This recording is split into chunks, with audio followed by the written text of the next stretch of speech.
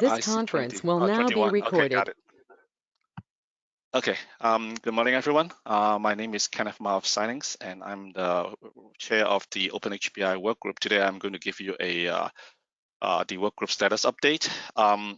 So, by the way, because the spec is not published yet, so it's still, supposed to be staying within the work group.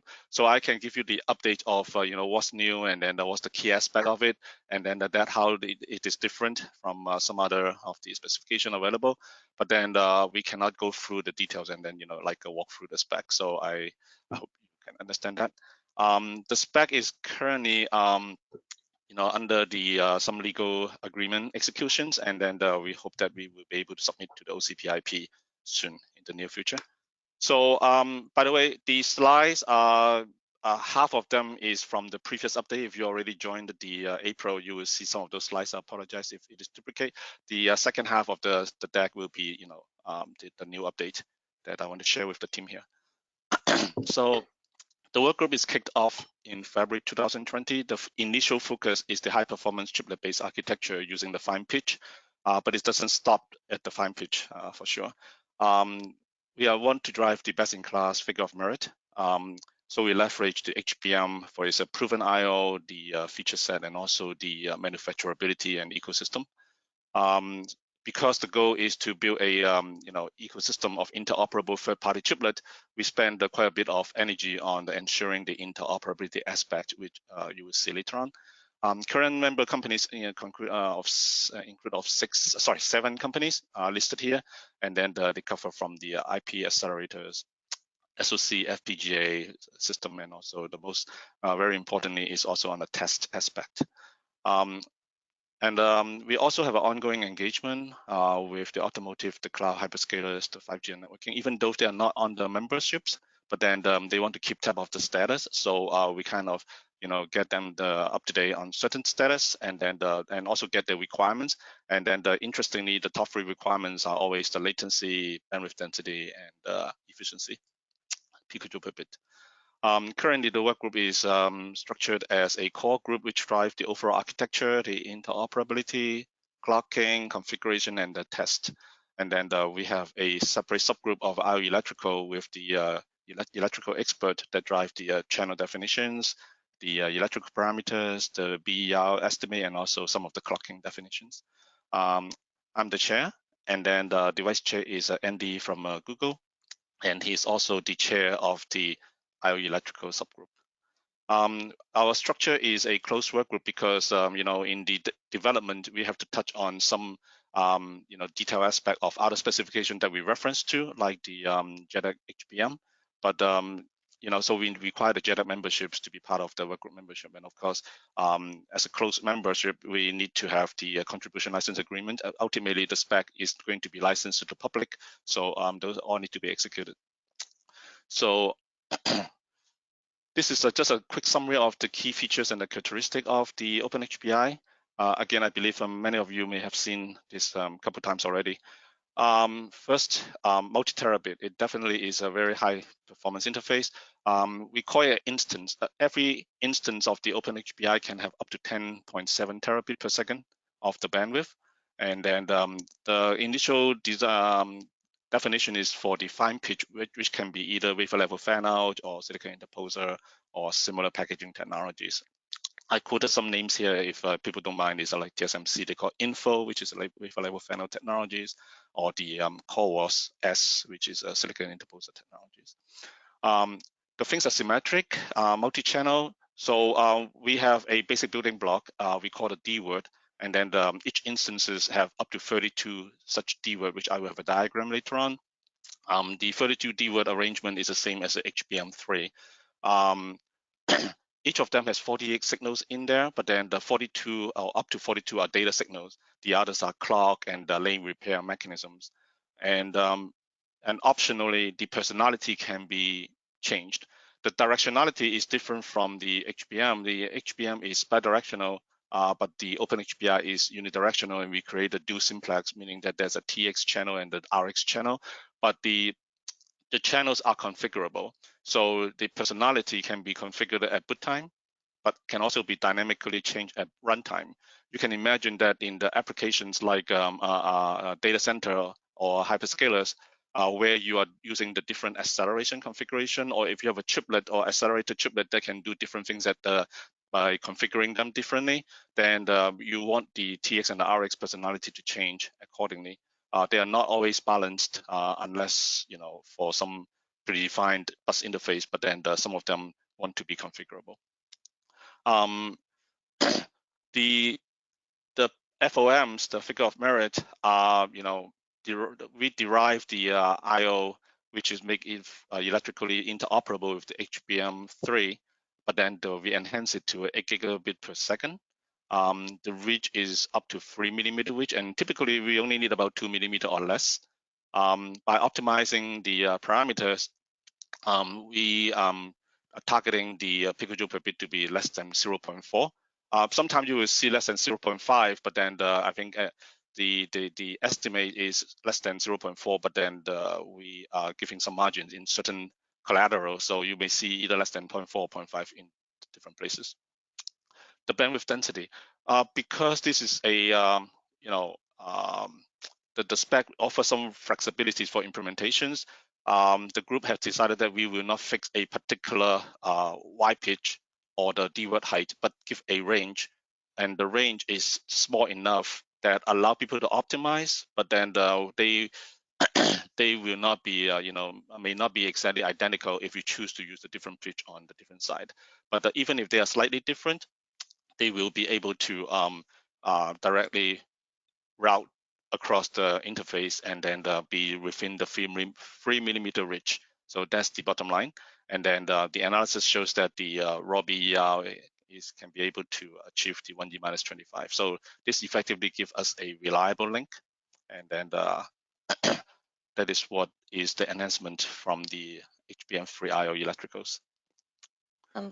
It is about. Could I ask a question, if you don't mind? Sure. The bandwidth density you have, is that sort of a scalable density? Is that what you're referring to? So a single slice can do either 1.6 terabits or 2.3? I just want to understand that. Oh, I have a slice that later on, if you don't mind, wait for that. Okay, no problem. Sorry about that. Thanks. No problem. So the multi-layer architecture. Maybe so you're later going to mention sort of the specific pitches that correspond to those densities. Is correct. So the if you cool. Well, we have a range of the 40 micron to 55 micron wide pitch. If you choose the 40 micron, and then assuming that you can hit the particular DWORD height, then you will hit the 2.3 terabit per second per millimeter. If you choose the 55 micron, and then you hit the certain DWORD height, then you will be bounded to the 1.6 terabit per second. So we have a lower and upper bound. As I said, the key is to make sure that the trace reach is within 3 millimeter to minimize the jogs, etc. We don't want to have a completely fixed, things that I will have a diagram later on. So if you can wait for a couple of slides. Sounds good. Yep. Thanks. So it's a multi-layer architecture. Basically, the OpenHBI defines the PHY and the logical PHY. Some people call link, but then we call logical PHY because it is not a linked layer features. It provides a lot of the interesting features that provide the make it into a PHY that is ready to be used by the upper layer. So we call it logical PHY. And and then is interoperable with an implementation specific to DWORD host. What it means is that on the host side, remember we are leveraging the HBM3 IO electrical, and then we have very similar DWORD structures. If you want to, you can make your host side to be make it look like a DWORD host, so that you can connect to either the chiplet as well as the HBM3 memory, but it is not part of the specification. But the specification do not disallow, and then actually have provisions to enable people to do that if they want to. So just a question on layer. Okay. So you mentioned PCI C6 CXL. Have you considered OMI, because that is a near memory interface like HBM? So having OMI protocols across this would be quite interesting. Yeah, so the protocol layers and the adapters are above the OpenHBI transport layers. So those will be either defined sometime later, or it can be, implementation specific by, by the users. But I think the thing is that we defined the interface to the logical file layer, Right. so that the people can then do the adaptation, and also the maybe the protocol layers can directly attach to it. So like you said, it can be XC streaming, XCMM, can be PCI Express or CXI, CCI, CXL. Those can be mapped. Or well, the open memory interface is the one I'm thinking of. Maybe we can have a chat later. So, I'm sorry, go ahead. Yeah, maybe we can have a chat later about it. But yeah, the open memory, because it's a low latency memory interface as well as HBM. Then that would be quite a nice higher level protocol. So you could easily switch between the two. Anyway. Yeah. Okay. Hey, Alan, if you don't mind, can we talk offline, and then we can? Yeah. Take it offline. Yeah. Absolutely. Yep. But I think I remember talking to you in some time ago in some OpenCAP stuff, but then I don't have your contact. If you don't mind, please contact me offline. My email address is kma@xilinx.com. Okay, perfect. Thanks, Ken. Sure. So this is the figure merit tables that I think the question earlier. So the left column is assuming that the Y pitch is 55 micron. And then the DWORD height is, for reference, is 770 micron. And then if the Y pitch is 40 micron, and assuming that they are not IO bounded, then the DWORD height will be 560 micron. Based on that, then you will get to the 1.66 terabit per second per millimeter, and also the 2.29 terabit per second per millimeter here. Just to be clear, in this table, some of them are estimate only, like the X pitch, they are always implementation specific. But then if we just simply base on the geometric relationships of the Y pitch and the minimum pitch here, let's say, then the X pitch will be 96. And then similarly for 40 micron Y and minimum, you get to 70 micron X pitch. But again, it's implementation specific. You can make it deeper if you like, but you cannot make it shallower if you have to follow the minimum pitch geometric relationship, right? Since they are a checkerboard pattern. So the beachfront height in that sense, if it is a 8 high by 4 deep DWORD structure for the 32 DWORD instance, you multiply the 770 by 8, that will be approximately 6.16. And same for this one, 4.48. And so this is how the rest of the parameters are derived. So one important thing is that you will also see in the next slide is the or next couple slides about the DWORD basic channel. It actually have 48 signals, and then we set 40 here. It's just to be round and easy. But then we have up to 42 data signals. We have a few signals for clock and also for lane repair.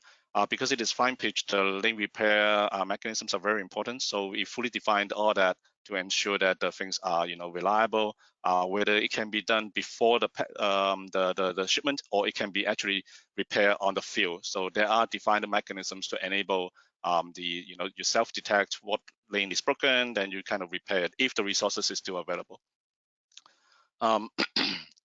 So any question on this one before I move on? I think you have a question earlier.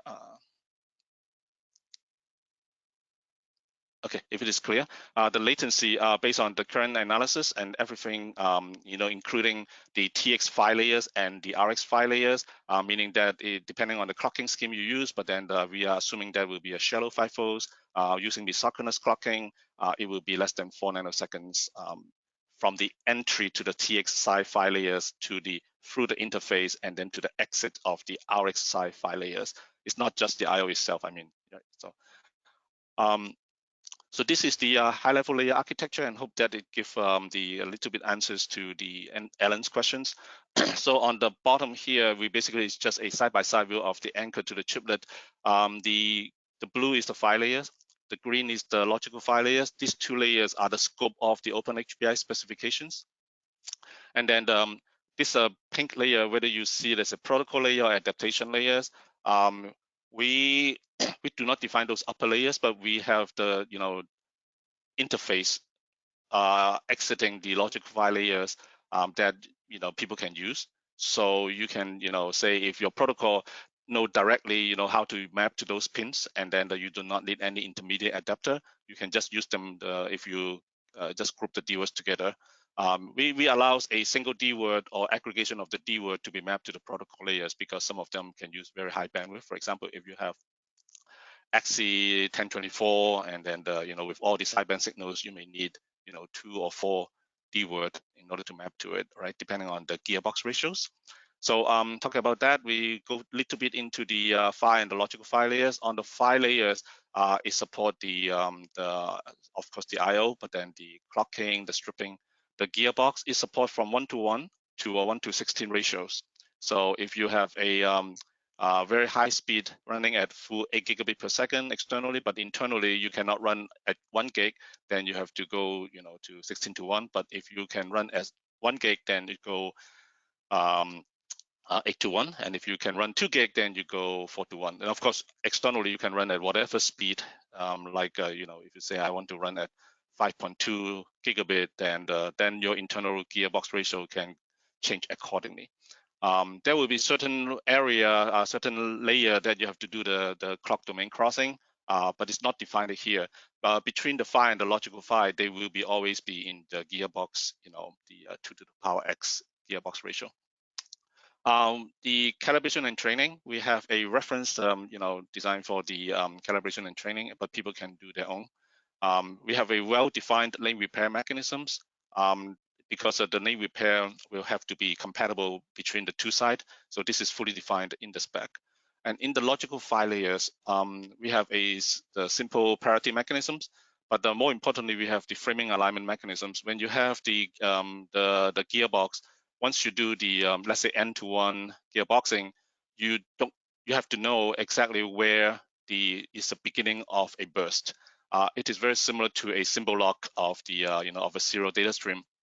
So first you need to know, and then second, you don't want to lose the framing alignment boundaries. So by having a framing alignment mechanisms features, which is optional, then you can guarantee that you will always be able to find the boundary correctly, so that you can, if you are 16:1, you know that okay, this is the start of my 16, then you're accumulating, and then and repeat. The DBI features, this is a little bit extension or improvement from the HBM DBI, which is for the power savings. And then the bit reordering, which is a unique features that we actually enables the chiplet and the anchor to be in any orientation combination. I have a couple diagrams, but not explicitly. If you have questions, we can talk about that later. So while I talk about interoperability many times, so the key is that it is more than a C2C PHY spec. So the current spec already defined the PHY logical PHY, which provide the services for the FIFO streaming and the channel aggregations. So in the spec, we define some of the clocking and also the considerations for a single DWORD, multiple DWORD usage model. And also we define the bridgefront scalability. Question earlier is that the instance of a 32 DWORD, we know that some design may not use the full bandwidth, but we don't want the combinations to be haywire. So we defined 4 combinations of the scalability. We have a full instance, half instance, and then quarter instance. But the half instance have 2 different aspect ratios, and then the interoperability guidelines with respect to that. The bit reordering is to support the different anchor and the chiplet DWORD orientation combinations. And so if you imagine that if you have a chiplet that is on the left side of the anchor, and then if depending on your anchor's design, you can use the rotation on the bit front between the left or the right edge of the anchor, but you can also do mirror. So those kind of situation, you would have to do some bit reordering, otherwise your signals connections will all be messed up. So this is part of the specifications that is to allow that. The broken link detection and link repair, as I said, is fully defined. We leverage some of the mechanisms are available in HBM, but then we define the reference flow as well. So we have a defined configuration interface. We also have something we call the CCT, chiplet configuration and test structure, on both the anchor side and the chiplet side, which I think the next diagram, yeah, the next one I will show a little bit. And then they will enable the chiplet wafer level test and also the post-package test after the package with the anchor. So this is a very high-level diagrams. This is the DWORD which I already showed in the previous presentations. Structure-wise, they are similar, but then signal definition-wise, they're different from the HBM. We have up to 42 data signals, 2 TX clock pair, and then the 2 RX clock pair. I mean the 1 pair of each, and then they are differential. And then the 2 of the signals are for lane repair, and then the RD0 here, the RD1 here, they are for the lane repair. They're sitting right in the middle. And then this is the right TX clock, and then this is the RX clock.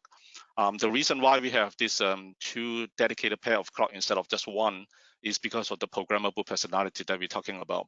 So if you want to have a single pair that allows the 2 DWORD to be connected to each other, and then the TX on one side connected to the RX clock on the other side, and vice versa, then by programming the personality using the config interface, we can then dynamically change the personality without having to have a swapped clock direction. As you know, the clock is a specialized IO, so we have the dedicated pair for that. And then the transport data is only up to 42, but in the FOM table earlier, we used 40. So if you do use all 42 signals as the data carrying, you can multiply by another, 5% increase in that figures of the figure of merit.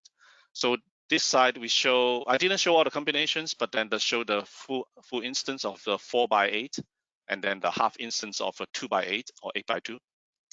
And basically the idea is that by fully defining the combinations, and we cannot have infinite combinations, so we have a certain combinations shown here where the anchor of 4 deep and 2 deep will need to work with the chiplet of 4 deep and 2 deep.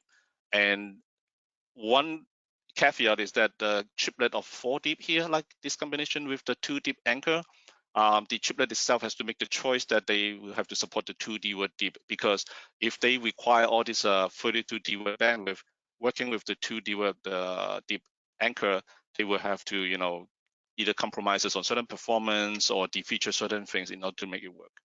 But then this is a choice of the chiplet, and then but we define the interoperability guidelines in the spec. Okay, so this is a summary of the update of the version 1.0 release candidate spec. The IO electrical spec. Sorry, one quick question. Which parts are the sort of HBM compatible parts in the spec? Is it just the PHY, or does it go anywhere else beyond that? I'm asking, not formative.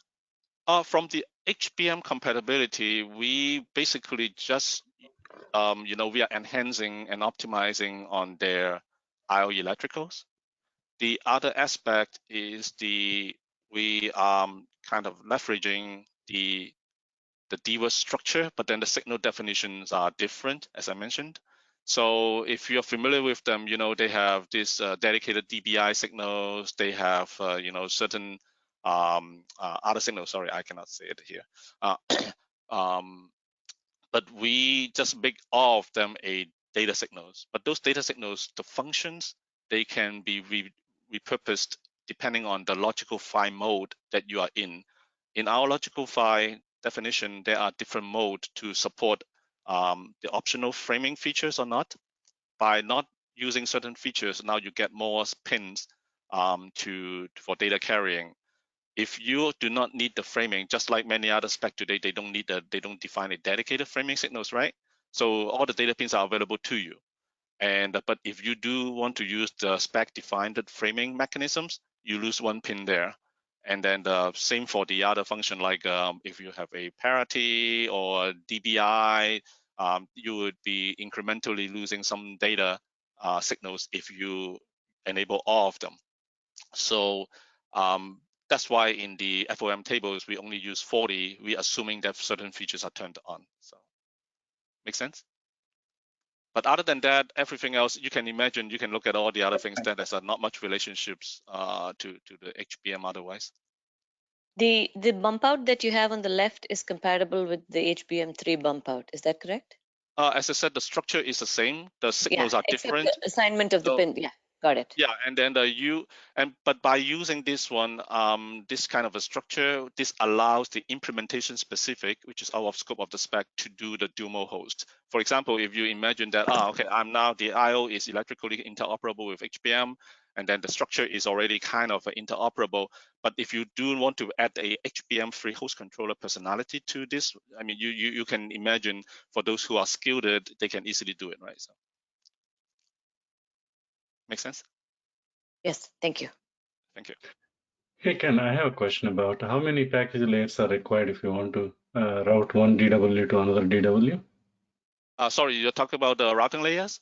Yeah, package routing. Oh, okay.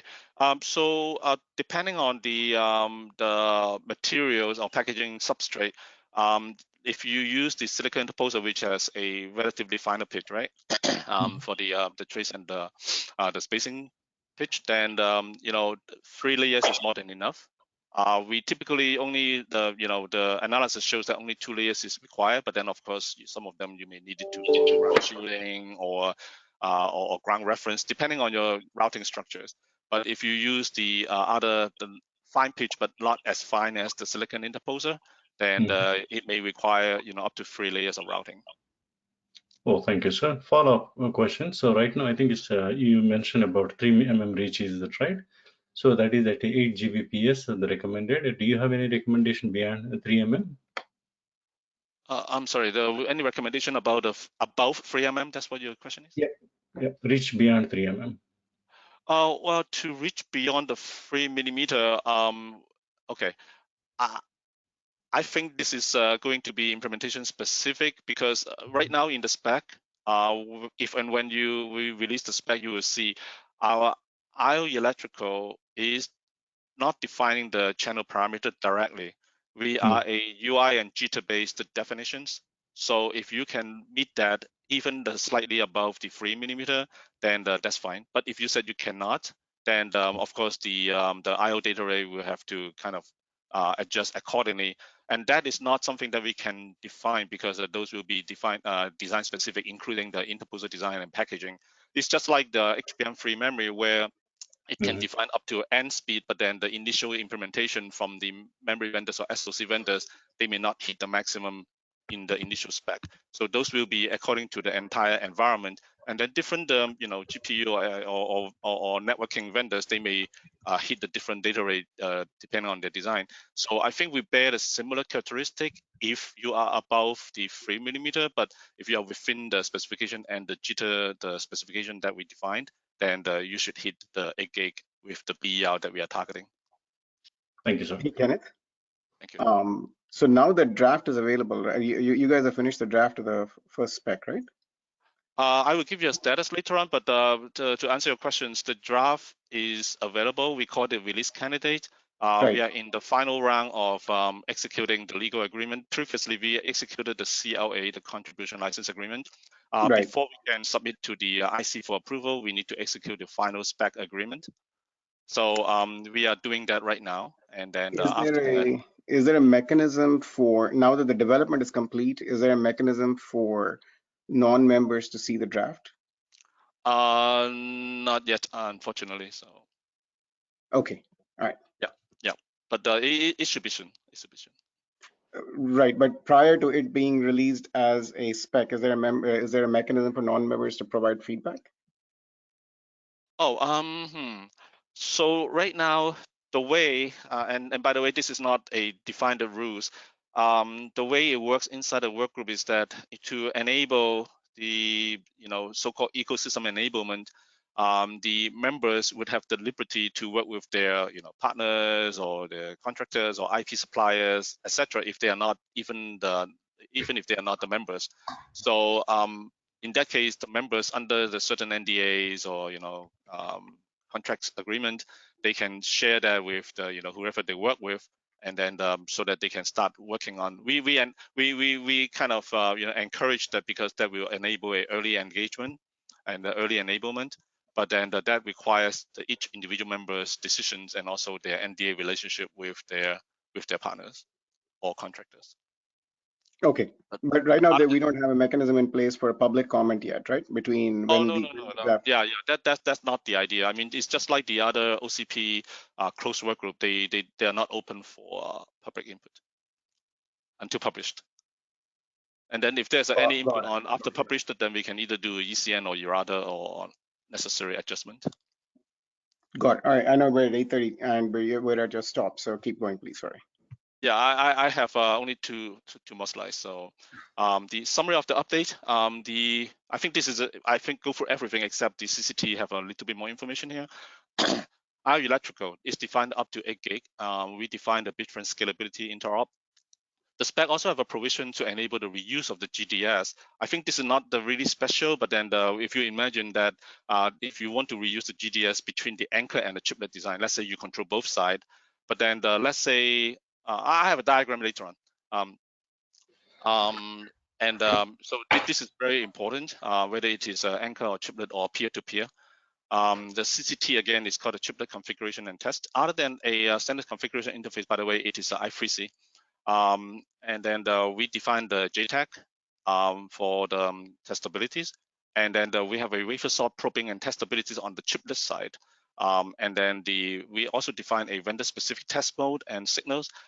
It's not defined how it works, but then it allows the vendors to turn on that mode and then have their own vendor-specific implementations. All the CCT signals, because they are critical, they have full redundancy or the lane repair covering the to make sure that they will work. If you're familiar with the HBM, they call it mid stack. They have similar concept because the mid stack is kind of the originator of they are the one that has to work. They have full redundancy on all the IEEE 1500 signals, and then they enable the next level for the configuration of the DWORD. CCT is similar here. And then we define the clocking. We have a reference initialization, broken link detection, training, and calibration flows. And then to enable those flows, we also define a reference capability control status register to support that. But those are informative, except the broken link detection and the link repair. They are mandatory. I mean, they are normative. So the status. We are currently 1.0. We are on track for submissions. We hope that before the end of December, we will have the spec released to the public. And lastly, if you are interested in this diagram, I mentioned earlier that if you can see my mouse, if let's say you are using designing this particular pointing up a beachfront, and then the internal circuit is pointing to the right side, this particular piece. But then if you want to reuse this one onto your chiplet, that means let's say you put this one onto here, onto this green one. So this is also pointing to the right side. Okay, so this one pointing to the right side. But if this is the same chiplet is putting onto this side, right? Then on the left side of the anchor, then you can see that they're in the rotated orientation relationships. So this is why the bit reordering is required to unwind all these crisscross signals. And then we defined the necessary combinations in the spec to enable all the meaningful combinations that we support in the spec for that. So all the traces on the interposer or the substrate can be just direct, straight line, and then without doing crisscross, and all the work is done by the logical file layers in the specifications. So I think that's the end of my update, and then I can answer a couple more questions before I go. So hey, Kenneth, this is DJ. I have a quick question. So do you have a rough timeline on when the spec is going to be released? Yeah, so it depends on the IC, and I hope that the IC will approve it in the first round. I understand the process. I think DJ, are you on the IC yourself? Or? Yes, I am. Yeah, so please help us. So my understanding is that the IC will meet beginning of each month, and then we are currently scheduled to meet in the December to present. And then because the November one is canceled due to the summit, I believe. So and then after we present, then I think it will be the IC will have a little time to decide and then approve. If it doesn't approve, then of course it will bounce back to us, and then we will have to fix it. So I hope that the best case will be before the end of the year, and then of course the worst case will be sometime in the early next year. Right. So Ken, the follow-up question, once the spec gets released, let's call it Open HBI 1.0. Once it's released, then the community can take that spec, and if they want to iterate, because Bapi asked a question on, is there a period for community to comment on it, and based on how we have structured it, perhaps that's not possible. So the question is, if we can take that spec and iterate it to 2.0, then that's fine, right? Actually, the work group is going to continue working on the next generations. So we will do that. However, if the community want to use any part of the Open HBI spec, when I said community, I assume you mean the ODSA community. If there's a part of the spec that is useful to the other spec like BOW or others, we will be happy to work with them to either adapt or to at least to explain what is the details behind those, and then so that we can have a cross leverage. This is not, some of them are not specific to OpenHBI. For example, the CCT, I mean, those are like JTAG or interfaces or reference flow. Those we can definitely cross leverage, but some of them are specific, like the bit reordering, and many of those are very detailed at the bit level, and those are very, very specific to the structures of the DWORD. So, but we can adapt, right? So we can share with the community, and I personally will commit to do that if necessary. Yeah, so cross leveraging is awesome, and that's the way I guess we should proceed always, because leveraging good ideas from across projects is a great thing for everyone. My question was slightly different. Is there a mechanism for absorbing comments, suggestions, or other inputs into the spec, let's say after it is released? So 1.0 happens, and then everybody gets to read the spec, and people have comments, they have thoughts, they have suggestions. What's the mechanism of bringing those into the spec and let's say iterate it to 1.1, 1.5, or 2.0, etc.? I see, DJ. I think we need guidance from OCP-IC and and the process from maybe Archner can advise. For example, like the current spec that is already released as the OCP spec, and whatever mechanisms they use to collect input and then updating, I hope that we can use the same mechanism. Although the so-called work group is closed, as you know, it only means that the development phase, the spec is closed. It doesn't mean that we are close to information flow, right? So if there are input after the 1.0 is published, we will be working on those input. But I think if your question is whether we have a channel of open communications for the 1.0 spec, that I need to learn from either the OCP processes or Archner. But if it is for the next generation, if we take the input and then put onto the next generations, I think that those will be in the scope of the next development, and that will still be closed. If that is the right process. But DJ, why don't you give me the educations later on how it works with the current OCP spec, and then we will do whatever to comply with the OCP policies. Yeah, I mean, usually, I can give an example of, let's say, OAM spec or OCP SSD spec or many other specs, which are developed first, and then they're released, and then everybody comments on it, and then the spec changes, right? So the continued development of the spec doesn't happen in open anymore after it has already been released. So it's totally understandable that you're doing a development of the spec right now, the way you are. But once it's released, then it's an open source spec, and then community can go and take it in direction. So we need to make sure that we have a mechanism where all the inputs from the ODSA community, once they get to see the spec and they have ideas, they have response, we should think of a mechanism to absorb that into the further work as the spec iterates. Okay. And there are many precedents in the industry for such a mechanism. I'm sure you are aware of them as well. Yeah. So well taken, and thanks for that. So I think the key part is how do we collect those input? I mean, if I or someone want to give a input, what channel of communications they have? I think those I need to learn offline from Archana. Yeah. And So let's organize on that, because that becomes a very important next step.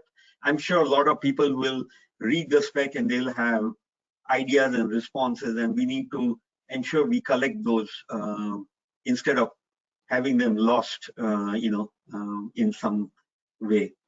Absolutely, understood. Thank you very much for that. Okay, any more questions? If not, I think I need to jump to another meeting. So nicely done, Kenneth. Thank you so much. I know you did this at really short notice, and we're very excited because this is our first. This thing is the first one closest to completion. So thank you. Ken's done a fantastic job shepherding the group. Thank you very much, and thanks everyone for the time. If there's any questions, and then you know my contact, and then to the extent possible, I can answer. But otherwise, we may have to wait until the spec are released. But like DJ said, if you have suggestions or input based on today's input, feel free to email to me. It won't get lost. It will be collected, and then it will be saved for the future consumptions and improvements to the spec. So thanks again for your time, and then I will drop now. All right. Is a slide will be shared later? Yes, I can share the slides to through Bapi, and then he can distribute. Okay, thank you. Okay, thank you everyone. Thanks again. Bye bye.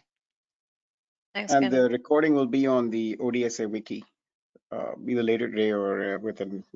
Michael's usually pretty fast about it. Are you uploading the slides as well, Bapi? Thank you. Say that again, please, Alan. Are you uploading the slides as well, Bapi? Yeah, as soon as Kenneth makes them available, yes. Well, I don't actually do any of it. When Michael does it rather quickly. So. Okay, perfect. Yep, I will email to Bapi later on today. So thanks again. Okay. Okay, bye bye. Thanks, Kenneth. Thanks. Let's see. Does anybody have any opens, or you want 15 minutes of your lives back? Any pressing opens? We've got our schedule up for the summit. Everything seems to be in shape. Anybody else with any quick? Let's see. Let me just do my usual thing. Young and Sri Ganesh, anything on your minds? No, Bapi. Shahab, Ravi? No, Bapi. Prasad, Paul? No, thank you. It was great. Myron, Mike? Nothing for me. That sounds good, Vicky. Michael, Manuel?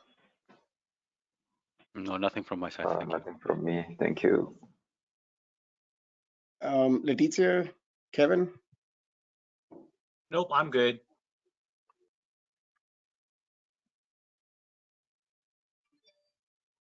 Carl, Harold?